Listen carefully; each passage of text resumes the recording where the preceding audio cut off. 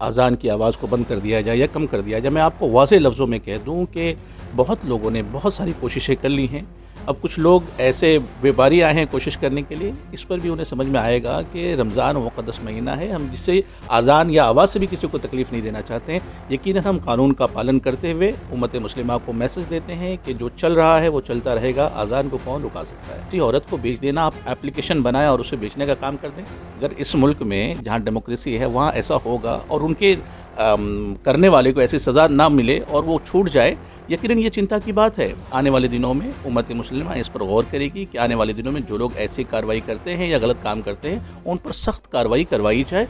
Constitution का right जो हमें है ना, वो हर अधिकार हमें दिलाने के लिए काफ़ी है। हमें यहाँ वहाँ भटकने की ज़रूरत नहीं, हमारी तालीम की ज़रूरत है, हमारे बच्चों को एजुकेशन की ज़रूरत है, ताकि वो खुद इस काबिल हो जाएँ, खुद वो जज बने, इन चीज़ों को समझें, वो खुद वकील बने, इन चीज़ों को समझें।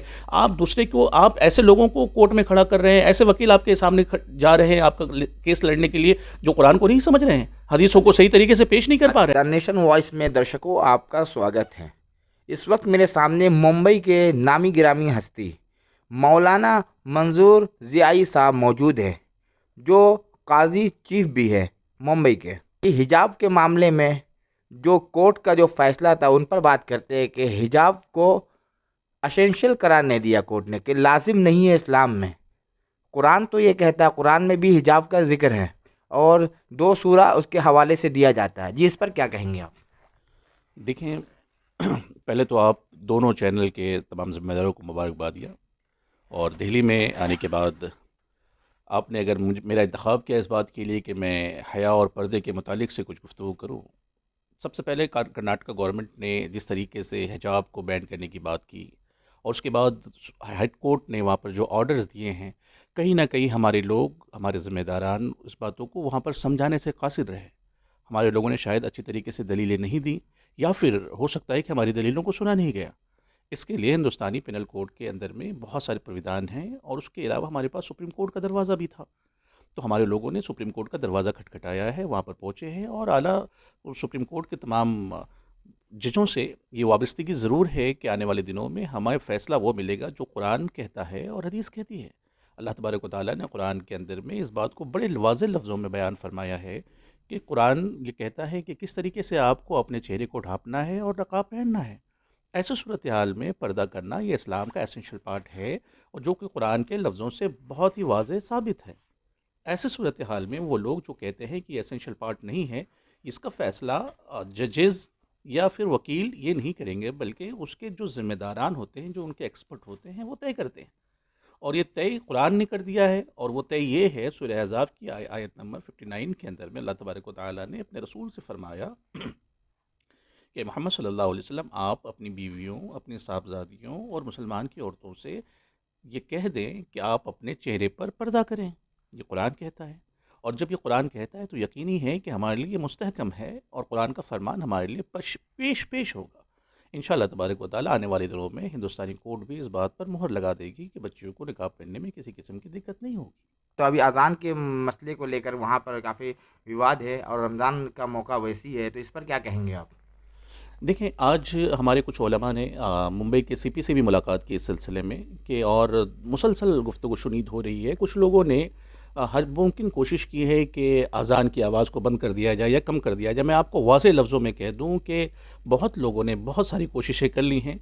अब कुछ लोग ऐसे व्यापारी आए हैं कोशिश करने के लिए, इस पर भी उन्हें समझ में आएगा कि रमज़ान मुक़द्दस महीना है, हम जिससे अज़ान या आवाज़ से भी किसी को तकलीफ़ नहीं देना चाहते हैं। यकीनन हम कानून का पालन करते हुए उम्मत मुस्लिमा को मैसेज देते हैं कि जो चल रहा है वो चलता रहेगा, अज़ान को कौन रुका सकता है। लेकिन लगातार मुस्लिम इश्यूज़ पर इनको प्रॉब्लम क्यों है? लगातार मुस्लिम इश्यूज़ पे हमले। ठीक है, ये उनका काम है, हमारा काम है दिफ़ा भी करना, और साथ ही साथ इस्लाम का सही मैसेज देना अखलाक के ज़रिए से, प्यार और मोहब्बत के ज़रिए से। हम और प्यार मोहब्बत से यूँ ही जवाब देते रहेंगे, जिससे कि अमन जी। और अमान भी बरकरार रहे। बुल्ली बाई ऐप पर क्या कहेंगे? जो उनके जो मुजरिम थे उनको ज़मानत दे दी गई और कोर्ट ने ये कहा है कि पहली बार जो जुर्म करता है तो उसके साथ रियायत बरती जाएगी, उनको का लंबी सज़ा नहीं दे सकते। जी। अब देखिए, ये एक बहुत ही अहम मसला है जो कि औरतों के साथ इज़्ज़त नफ्स का मसला होता है, चाहे वो हिंदू हो, मुसलमान हो, सिख हो, ईसाई हो, दुनिया जहान में बसने वाले तमाम वो औरतें जिनके बारे में कहीं न कहीं उन्हें डिमोरलाइज़ किया जा रहा था, उनकी नफ्स के साथ खेला जा रहा था, उनकी इज़्ज़त व आबरू के साथ खेला जा रहा था। देखिए, किसी औरत को बेच देना, आप एप्लीकेशन बनाएँ और उसे बेचने का काम कर दें। अगर इस मुल्क में जहाँ डेमोक्रेसी है वहाँ ऐसा होगा और उनके करने वाले को ऐसी सज़ा ना मिले और वो छूट जाए, यकीनन ये चिंता की बात है। आने वाले दिनों में उम्मत मुस्लिमा इस पर गौर करेगी कि आने वाले दिनों में जो लोग ऐसी कार्रवाई करते हैं या गलत काम करते हैं, उन पर सख्त कार्रवाई करवाई जाए और आगे के कोर्ट के दरवाजे भी देखे जाएँ कि ऐसे लोगों के खिलाफ कार्रवाई हो। सर, आजकल जो है कोर्ट का मतलब अजीबो-गरीब मतलब बयान आने लगे हैं। जैसे इस हिजाब का कहा कि एसेंशियल पार्ट नहीं है वो इस्लाम का।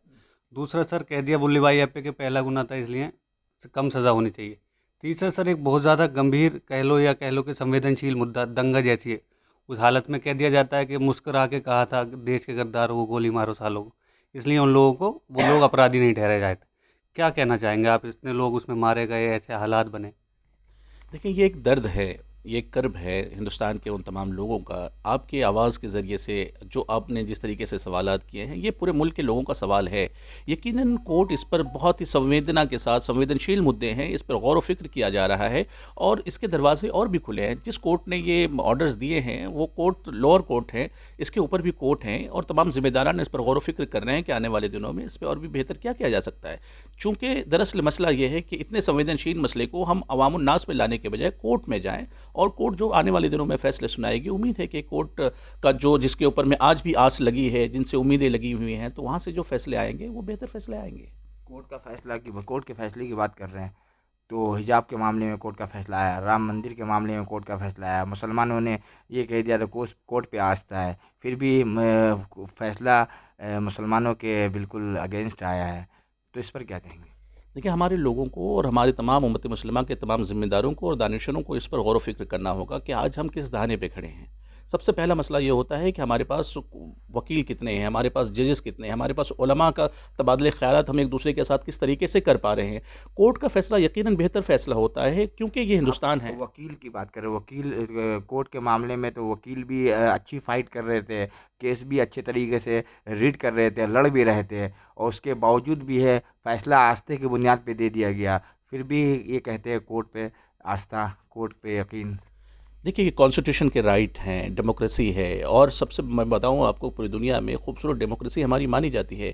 तो आज भी हमारा विश्वास कोर्ट पर है। आज देखिए, मुसलमानों का सबसे बड़ी ताकत है ना, वो कॉन्स्टिट्यूशन है और कॉन्स्टिट्यूशन का राइट जो हमें है ना, वो हर अधिकार हमें दिलाने के लिए काफ़ी है। हमें यहाँ वहाँ भटकने की ज़रूरत नहीं, हमारी तालीम की ज़रूरत है, हमारे बच्चों को एजुकेशन की ज़रूरत है ताकि वो खुद इस काबिल हो जाएँ, खुद वो जज बने, इन चीज़ों को समझें, वो खुद वकील बने, इन चीज़ों को समझें। आप ऐसे लोगों को कोर्ट में खड़ा कर रहे हैं, ऐसे वकील आपके सामने जा रहे हैं आपका केस लड़ने के लिए जो कुरान को नहीं समझ रहे हैं, हदीसों को सही तरीके से पेश नहीं कर पा रहे हैं। बात करें अदलिया की, तो कोर्ट ने तो साफ ये हिजाब वाले मामले में तो कुरान भी पेश किया गया था, तो उसे साफ एक सिरे से खारिज करते हुए अपना फैसला सुना दिया कि एसेंशियल नहीं है, लाजिम नहीं है, थोप ये दिया गया एक तरह से।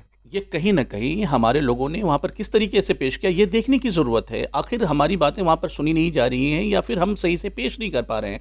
और आने वाले दिनों में आपको ये चीज़ें देखने को मिलेंगी क्योंकि वहाँ की अदालत थी, ये कर्नाटक की अदालत थी, अभी सुप्रीम कोर्ट भी हमारे सामने है। सुप्रीम कोर्ट ने भी अगर ऐसा फैसला सुना दिया तो फिर देखिए, अब फिर भी हम कोर्ट पर यकीन रखते हैं क्योंकि हम हिंदुस्तानी हैं, हिंदुस्तानी शहरी होने के नाते हमारी रिस्पॉन्सिबिलिटी ये है कि हम कोर्ट के ऊपर भरोसा रखें और हमारे बच्चों को आला तालीम दिलाएं और उसको जज बनाएं और वो कॉन्स्टिट्यूशन के दायरे में रह करके अगर जब सुप्रीम कोर्ट में लड़ेंगे तो यकीनन आने वाले दिनों में अच्छे नतीजे आएंगे। बहुत शुक्रिया।